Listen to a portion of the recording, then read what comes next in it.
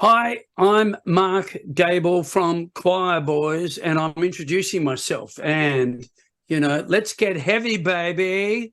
Heavy is the only way to go, Mark. Thanks for joining us today. Thanks for having me, Kris. Much appreciated, mate. My pleasure. We're old mates now. This is the second time in 6 weeks. It's almost like a relationship. Well, it is, and it's like a marriage, and it's like we've had, maybe 10 children and, and got We're still divorced twice, several houses. Yeah, it's going well. Good to hear. The happiest I've been in my life, mate. Thank you. Yeah, good. No, I'm here. I'm here to help. Choirboys have announced a run of shows called Choirboys, The Stories of Australian Rock and Roll, which debuts in Wagga Wagga on October 28th and runs for almost 12 months through New South Wales and Victoria before finishing in Queensland next October. Like, that's a long stretch on the road, brother. Well, it is, but it's I think it's considering the condition of the Australian music industry at the moment, and how I feel about doing pubs and all the rest of it. And it was Tim Friedman I was talking to at the ARIA was. He go, Tim, you've inspired me. He goes, how come? I go, blow up the pokies. I said, I just don't want to do pubs anymore because all they do is have people go in and gamble, And, of course, Blow Up the Pokies was about the Whitlam's bass player who ended his own life because he gambled and he couldn't deal with it anymore. And that's why the song was written. And Tim goes, that's a bit extreme, isn't it, Mark? So I was just thinking, I'd rather do interesting things, so hence we're doing lots of festivals and stuff, and the theatre show is part and parcel of that because I don't know, I think that rather than just reiterate the same old, I'd rather make it interesting, and the theatre shows are the beginning of that, telling the stories the stuff that we've seen on the road and the things that have happened, the legendary stuff, and talk about that, in the theatre show, and also celebrate the music that we've seen, which still exists, but a lot of the bands have come and gone, and it's a different world out there now, and so I wanted to celebrate the way it was.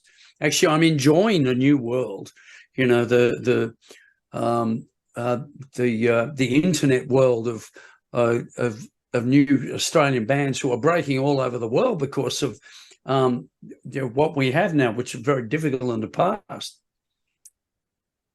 It's an interesting concept, the theatre show, mate. Like, I did something recently with Akadaka and an AC/DC tribute band where they did theatre shows telling the story of the band and performing songs live. But the big difference here is it's actually you guys are telling your own story and going along with it, so it's not like secondhand information. Yeah, well, it's we're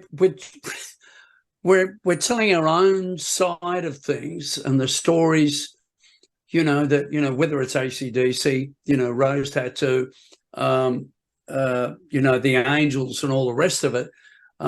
We're talking about the way that we've seen the Australian music industry, and part of it, the international music industry coming over here back in the day. Yeah. And so how's the whole process, mate? Like, you're going to be playing live on the night, or is it pre-recorded music? Oh, no, it's all live, Right. So the band is actually playing live, whether it's a Dragon song or whatever, and it's all the songs that we grew up with, Okay. and that influenced us. And we only talk about the artists we like. So there's not many in there. Pardon me. We don't talk about the acts that we don't like. Because there's a lot of them as well, but we don't mention them. So just to get it straight, you're not just performing Choirboys songs, you'll be performing songs from other bands as well. Yeah, we do Choirboy songs, but we don't do that many, and they're usually relating to the artists that we've known and the circumstances that that we were involved with. For instance, Rose Tattoo we actually did backing vocals on one of their albums just for a bit of a joke, you know. Don't ask me which album, I can't remember. And you know, so, you know, we were there when they were doing their thing, and they were there when we were doing our thing. And, you know, same with the Angels and all the rest of it. So it's kind of, it makes sense, if not a tribute, that we should play their music, you know, because it's always been there. Well, and interestingly enough, Angels Rose Tattoo were recorded, all that early stuff was recorded in the same studio the Choirboys recorded our first album back in 1983. Oh. And so I'm taking it there's going to be narration in between the music. So is that going to be done live on the night by one of you guys too, or is that going to be pre-recorded? It is. It's all live, you know, and it's all me talking about my interpretation and our interpretation of the things that we've seen. And some of the stories are tragic. Some of the stories are hilarious. Some of the stories are dirty. Some of the stories are angry. And, you know, some of the stories are just risque. Yes. So it's, I mean, it's not everything we've seen backstage, but, you know, there's a lot of stuff that we, you know, you can't really talk about, you know, like, oh, there they were, you know, they only just met 10 minutes ago and they're trying to have babies, you know. So we don't really talk about that so much, but, you know, it gets into that a little. So set the scene for us, mate. Like, I'm assuming it starts with the birth of the band in 1978. Well, it starts, yeah, like when we were first on tour with Ted Mulry Gang. And, you know, that's the first story that I talk about. And it was really our introduction to rock and roll on the road. You know, we'd never been on the road with a accepted, successful Australian rock and roll band. And that was the first time we went out to Orange, and we considered it a tour. And so much happened on that little tour that, you know, that's where it starts. And then it moves through progressively, you know, from, you know, into Dragon, even though I met Dragon before I met TMG. And, you know, the first stories of my interactions with Paul from Dragon, keyboard player, and, you know, his wonderful behaviour toward me. But I won't tell you what the stories are. You have to go to the show to see it. Right. So have you kept diaries all these years to remind you about these stories, mate, or is it all from memory? No, well, it's like I've actually got a shocking memory, but Lindsay Tebbett, who passed away, our original drummer, passed away a couple of years ago. He had a great memory, so he would reiterate the stories and say that this happened and that happened, and, you know, like the Michael Chugg story that I talk about. And if you don't know who Michael Chugg is, he was probably Australia's most successful promoter back in the 80s, going into the 90s, and still doing it. And so, you know, it's like the happenstance is that we move through history and life, and we eventually deal with these people. And the Michael Chugg story is a very funny story. And, you know, Chuggy, if he heard it, he'd go, "Oh, I never did that. That's a load of fucking bullshit," you know. And he go, "Well, as a matter of fact, you did, because I was there as well, Chuggy." But Lindsay reiterated the stories to me clearly and very precisely, you know, with a great memory. And, you know, because the stories were so funny and extreme, I didn't have any trouble remembering them at all. You know, the Iggy Pop one, which goes into what happened backstage and all that kind of stuff. When the story was told to me, I remember it as clear as a bell. You know, all right, I wasn't there, but it was told to me by someone who was there. So speaking about the early days of Choirboys, mate, like I say, we formed back in 1978. So what was the musical climate like back then that gave birth to the band, and where did you fit in back in the early days? Oh, you know, it was like we're on the northern beaches of Sydney, and so this is the usual, right? You had moving pictures, right? You had Midnight Oil, you had In Excess, right? And you also had a band called oh God, I've forgotten their name now. It'll come to me in the course of it. But you know, you had these bands who were, you know, Matt Finish was another one, who were coming up and all over the northern beaches of Sydney, as well as all over Sydney. And so I guess we were influenced by that, but mainly, you know, I don't know. I didn't know what we were going to do till I got a call from George Young, you know, which I talk about in the show. George Young being a Vandron Young, being from the Easy Beats, and of course producing AC/DC, Angels, Rose Tattoo, and all. And you know, George called me up and, you know, got me into Albert's, and you know, that's how we really got into the rock and roll thing. So it was more these idiots from the northern beaches who went over to Albert's and went, oh, rock and roll, this is amazing, you know, and so that really had a big influence on us. I don't want to sort of ask too many stories that will be in the show because I don't want to spoil it for anybody, but your first big break was with the song Run to Paradise. Now, a lot of people, that's just a feel-good, happy, sort of up-vibey type of song, but there's actually, it tells a bit more of a serious story, doesn't it?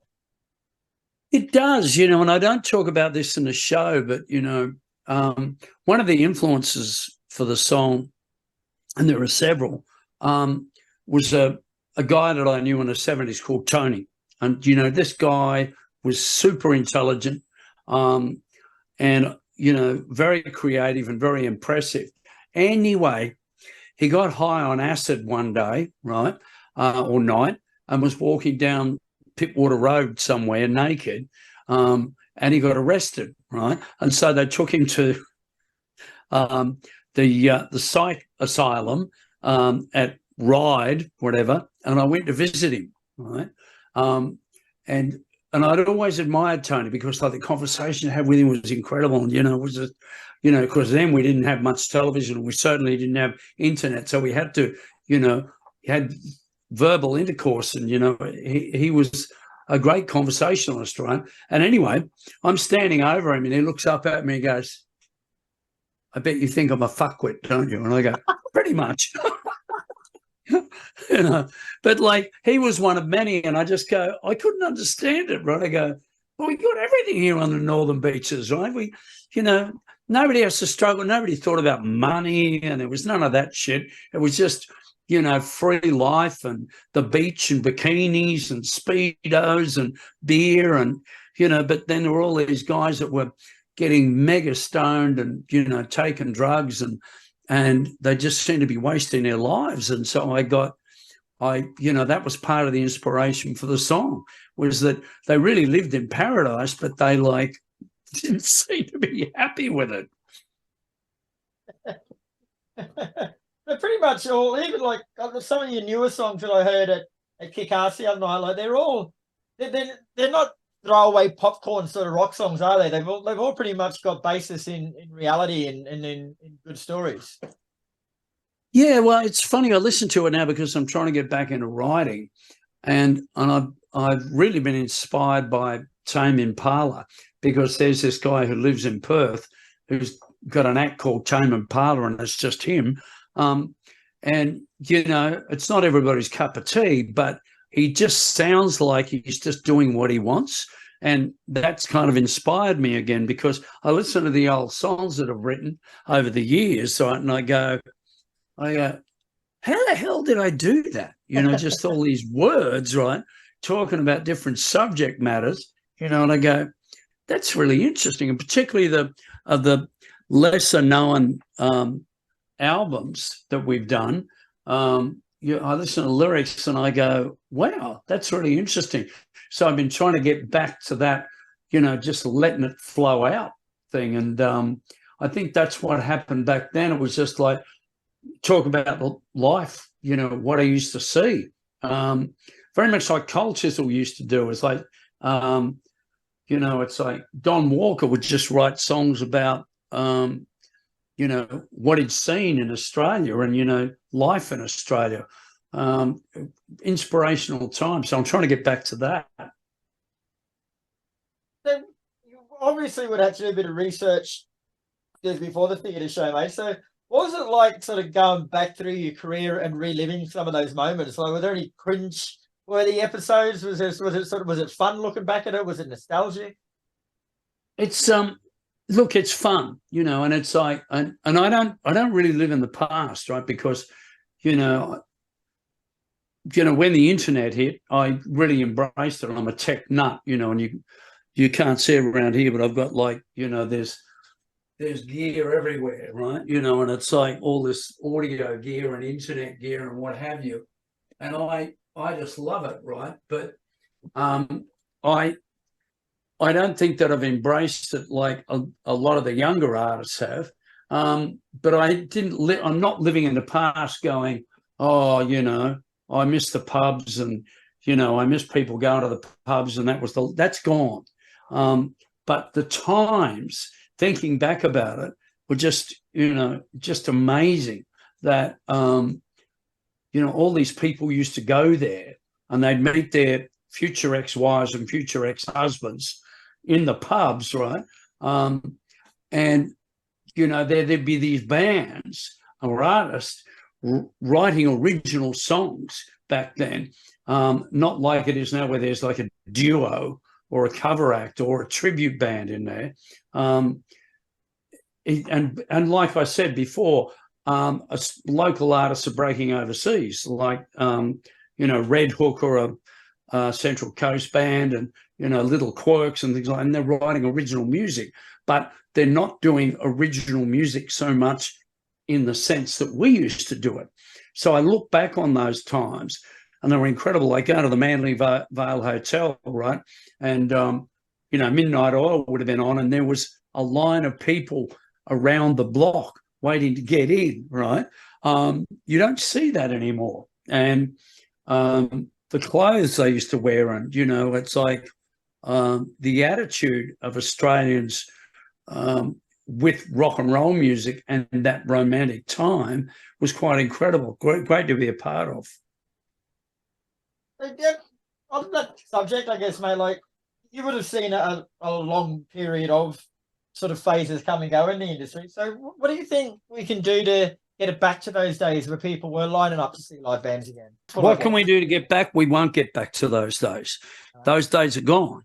They've been replaced by, you know, a new scenario. Look at us. We're doing an interview, right, through the internet, right? And Kris, I don't even know where you are, right? And Kris, you don't even know where I am, right? So, you know, and we were doing live streams from this very studio during COVID, and it's just getting back to that won't happen again, except when you think about all the performing bands, right? The great performing bands that came out of that time. I'd love to see more of that, you know, where, you know, the performance was, you know, like the Angels back in 1978. We're talking 1978 here, right? When I first saw them, and I went, holy shit, this is Australia? This is unbelievable. You know, it was like just the most amazing thing. I'd love to see people still doing the entertaining thing like bands used to back then, or artists used to back then. Will it get back to that? I don't think it will. And I think that it's a cultural thing. And also, you know, culture all over the world is internet driven.